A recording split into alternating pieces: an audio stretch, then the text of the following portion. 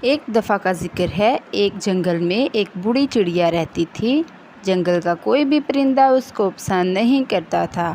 ہوا کچھ یوں تھا کہ ایک دو دفعہ اس چڑیا کے گزرنے سے اتفاقاً کچھ پرندوں کے کام خراب ہو گئے تھے، جس کی وجہ سے پرندوں نے اس کا نام منحوس چڑیا رکھ دیا تھا۔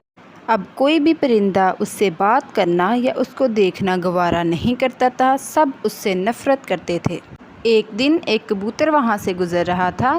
چڑیا کو دیکھ کر وہ چڑیا کے پاس آیا اور بولا، ارے او منحوس چڑیا، تو یہاں کیا کر رہی ہے؟ میں نے تجھے کتنی دفعہ بولا ہے ہمارے جنگل سے دفع ہو جا، لگتا ہے تو ایسے نہیں باز آئے گی، تمہارا کچھ نہ کچھ کرنا ہی پڑے گا۔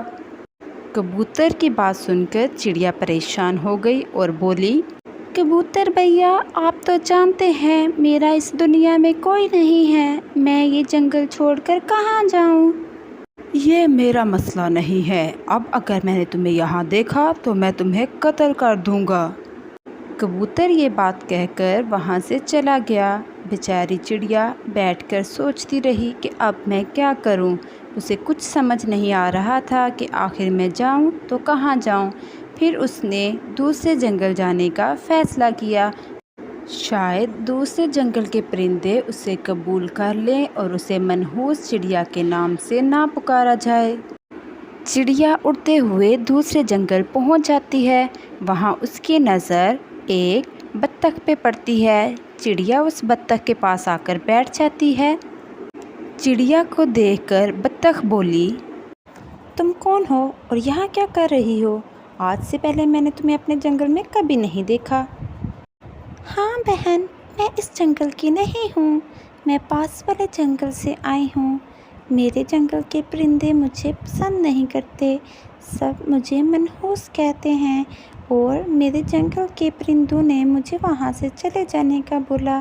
میرا اس دنیا میں کوئی نہیں ہے، اس لیے میں اڑتے اڑتے اس جنگل میں آ گئی ہوں۔ چڑیا کی بات سن کر بطخ بہت حیران ہوتی ہے اور اس سے پوچھتی ہے، کیا منحوس؟ لیکن وہ آپ کو ایسا کیوں کہتے ہیں؟ شاید انہیں لگتا ہے کہ میرے ان کے پاس جانے سے یا مجھے دیکھنے سے ان کے کام خراب ہو جاتے ہیں، اس وجہ سے سب مجھے منحوس کہتے ہیں۔ چڑیا کی بات سن کر بطخ چڑیا کو اپنے گلے لگا لیتی ہے اور چڑیا سے کہتی ہے، بس آج سے تم یہیں رہو گی میرے پاس، میری بہن بن کر، ہم دونوں مل کے یہاں رہیں گے۔ بطخ کا پیار دیکھ کر چڑیا بہت خوش ہو جاتی ہے اور ساتھ والے درخت پر اپنا گھونسلہ بنا کر اس کے ساتھ ہنسی خوشی رہنے لگتی ہے۔ تو دوستو، اگر آپ کو ہماری ویڈیو اچھی لگی ہو تو ہمارے چینل کو سبسکرائب کرنا مت بھولیے۔ تب تک کے لیے اللہ حافظ۔